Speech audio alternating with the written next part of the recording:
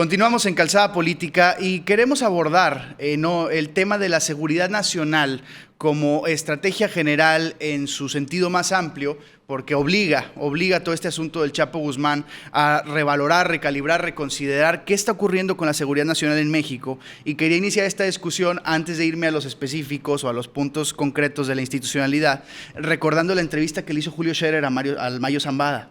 Creo que vale la pena recordar un parrafito de esa entrevista que a la vuelta del tiempo cada vez se vuelve un documento histórico más relevante, esa entrevista tan sabrosa, tan aventurera, de una pluma que se extraña como la de don Julio.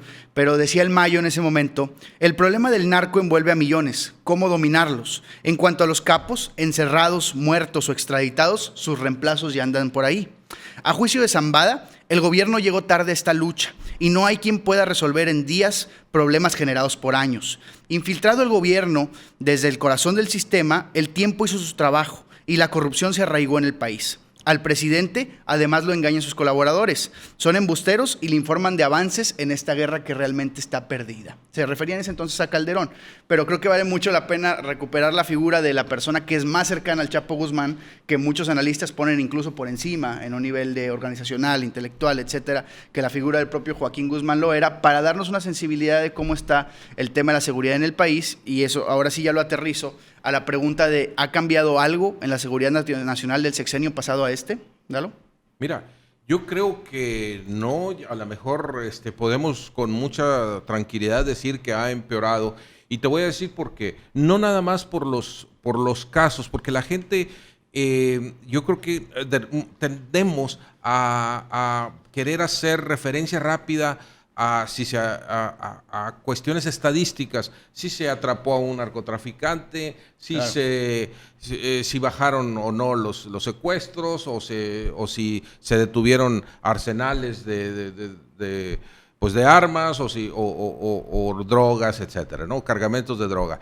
Pero yo creo que la seguridad nacional de por sí estaba ya siendo atacada por todo el sistema, por toda la forma que tenemos ahorita de que vivimos en la inseguridad. Claro. Entonces, las instituciones han venido perdiendo terreno en todo este campo de la seguridad. No se siente que alguien dentro del gobierno, en ninguno de los estratos, tenga el control, maneje de alguna manera una garantía de que el sistema de seguridad nacional está funcionando. Eso claro, es lo que quiero decir. O sea, no hay ahorita en ningún indicio de que alguna institución está haciendo bien su trabajo, porque cuando vemos esto que pasó con el Chapo Guzmán, nos ponemos a preguntar: ¿estamos mal en los penales? ¿Estamos mal en toda la gente que anda armada en el centro del país? ¿Estamos mal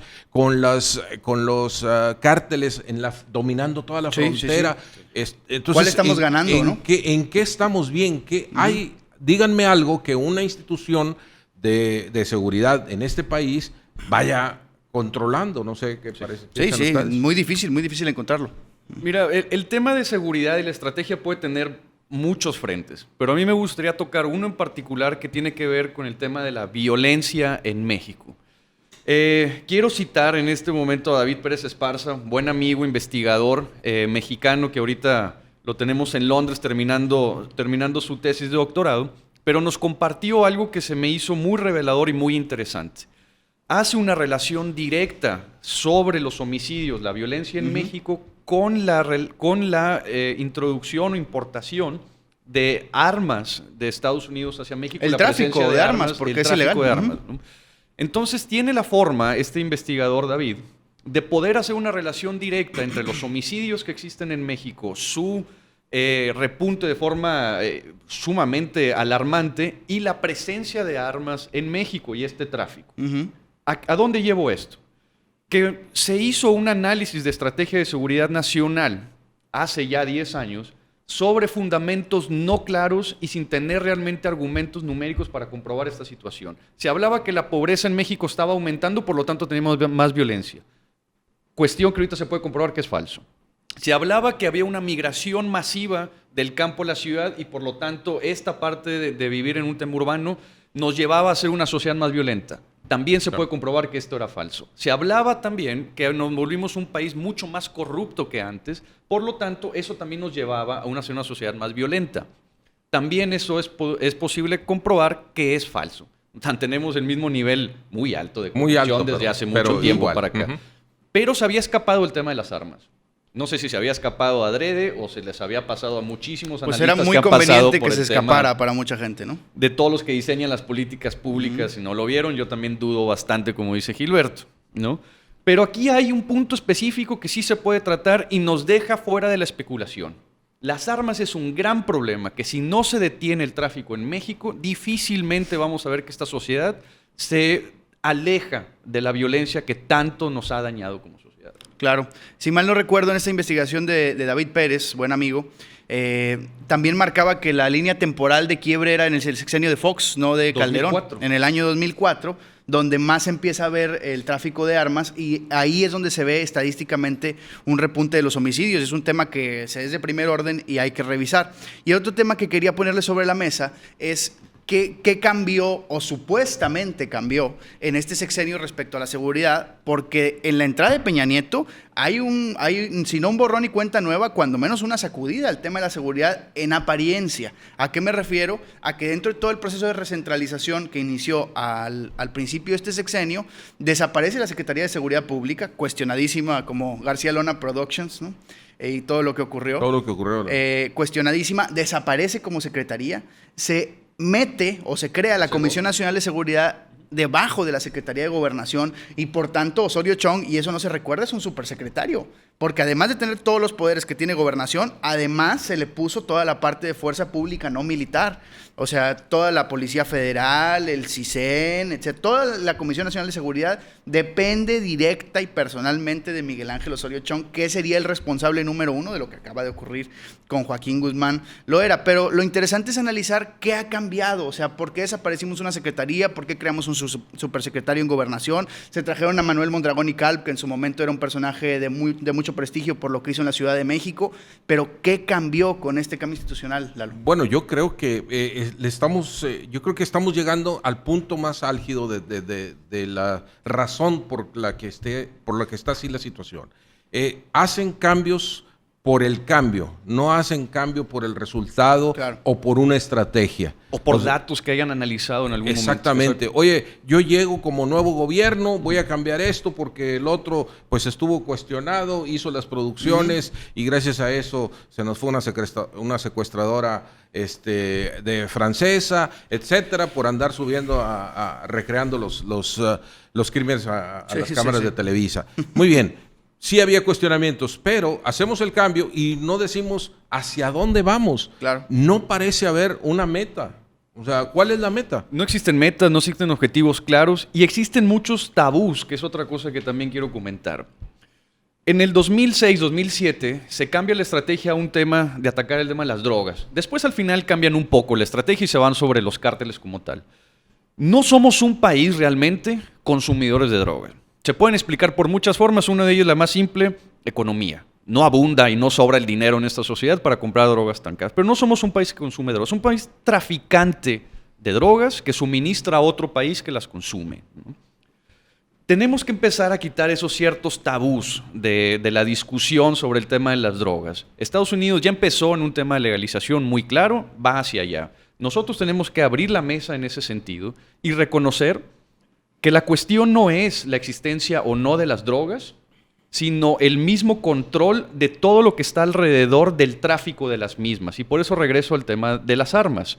El poder que tienen los cárteles actualmente tiene un fundamento en el poder económico que generan y las empresas que son. Y no sería posible si no hubiera complicidades oficiales que lo permitieran. Exactamente, pero tienen una parte fundamental que no tenían antes del 2004. Ahora tienen armas. Y tienen un montón de armas. Y eso los hace a diferentes niveles. A diferentes niveles. Incluso van permeando el flujo de armas de las que se tenían antes los cárteles. Ahora lo tienen los pandilleros. Ahora tenemos pandilleros armados en Monterrey. Sí. Porque hay, como tú dices, menudean. deja tú, han bajado a todos los niveles de las armas. Los que Así antes es. traían un picayelo y Exactamente. una navaja, ya ahorita traen una 45 y una 9 Bueno, y milímetros. esa es la parte estadísticamente comprobable de la investigación de David, que si mal no recuerdo, el homicidio principal era por arma blanca, Sí, arma blanca. y el segundo era bat. Sí, objeto, El Imagínate. segundo era un bat de béisbol. Ahora no, ahora yo veo desde esos años, y esto yo creo que lo comentamos en su momento, lo bueno de ahí están los archivos, es de que, oye, veías que alguien decía, es que decomisaron un arsenal. En los arsenales que veíamos, ya con bazucas, con Claro. lanzagranadas, y veíamos no unas cuantas balitas, veíamos decenas de miles de municiones, etcétera. O sea, ya eran unas cosas que en otro puesto, en otro contexto, en cualquier otro contexto del mundo, histórico y geográfico, ya te hablaría de una verdadera guerra, de Claro, una sin guerra duda, civil, sin duda. de una Y por revolución. el número de muertos. Por el Sí. número de muertos, por todo. Pero a eso voy. No parece que haya una estrategia o siquiera que el gobierno esté enfrentando el tema de una manera global. Parciales, ya agarramos a este, ya pusimos a otro. Se quedan nada más en el día a día y no pasa nada en Como el fondo, ¿verdad? Disparos al bulto. Pero dijiste algo muy importante que a mí me pone muy nervioso. El tema de una guerra. Nos estamos jugando la última carta. Mandamos al ejército a la calle a pelearse con un grupo criminal o grupos criminales con mucho poder económico y con mucho armamento y con la posibilidad de estar vestidos de civil todo el día, ¿no? Sí. Mandamos a nuestro ejército. Es nuestra última carta. En la cápsula anterior hablamos de cómo se perdió ya el respeto, digamos, la credibilidad hacia las instituciones. Si fallamos en esta estrategia, ¿qué sigue después de esto? No, y es grave, es muy grave, y quería ponerles un último tema en la mesa para cerrar la cápsula. El verdadero único cambio de seguridad que hubo en este sexenio fue comunicacional. Cuando incluso públicamente se hace una reunión donde muchos dueños de medios, no todos, asisten y se comprometen públicamente a dejar de hablar de la violencia. Porque nos hacía daño. Y esto, claro, pero es gravísimo. O sea, y claro, hay muchas aristas, ¿no? Obviamente no puedes hablar mal del país en todos los ámbitos, ni puedes generalizar, pero tampoco puedes tapar el sol con un dedo. Y esta idea de no hablar de la violencia funcionó muy bien, sobre todo en la primera etapa del Pacto por México, de sacar las reformas. O sea, quitamos la violencia y pusimos el reformismo, pero Ayotzinapa trajo todo de vuelta a la oscuridad que tiene el país, y ahora otra vez Con el esto Chapo. del Chapo Guzmán. Y entonces, ¿cómo vamos a abordar a la gente de seguridad? Ya no se le puede tapar. Lo que pasa es de que las buenas intenciones son destruidas por la realidad. Eso Así es es. lo que pasa. Así es. Cuando ¿por qué el mundo entero realmente ve el caso de los normalistas desaparecidos, el famoso caso de los 43?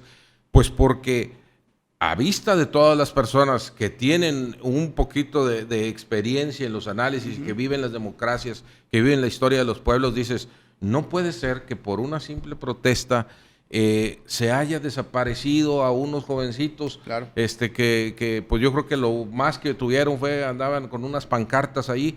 Entonces, como que ahí te dice el nivel de barbarie realmente. Estamos llegando a nivel de barbarie que Descomposición. no se está atacando institucionalmente, y eso es lo que quería yo decir.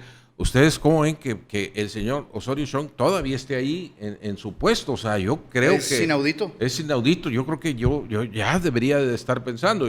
Los principales actores políticos, claro, los de oposición ya lo están pidiendo. Claro. Pero yo siento que hasta dentro del sistema debería haber una purga a ese nivel, porque estamos por entrar a los últimos 3 años, o sea, a la segunda parte del sexenio federal. Entonces, ¿qué va a pasar si no tomamos las medidas ahorita? Nos Claro. vamos a seguir con lo mismo, con el mismo atole, nos están dando con el mismo dedo el atole ese, ¿verdad? De la comunicación, de que no pasa nada. Y mientras hablamos, se siguen apilando cuerpos y Así es. mexicanos que fallecen a cada minuto, ¿no?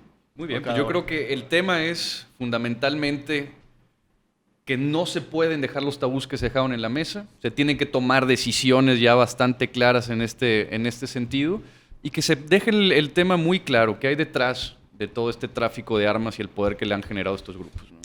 Un tema fundamental para la realidad nacional que seguiremos abordando aquí en Calzada Política.